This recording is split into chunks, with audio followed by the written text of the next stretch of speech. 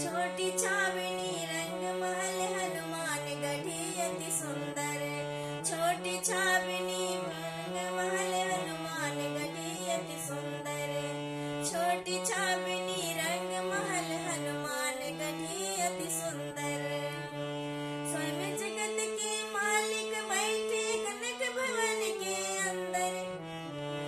स्वयं जगत के मालिक बैठे कनक भवन के अंदर। सीताराम जी की प्यारी राजधानी लागे, राजधानी लागे।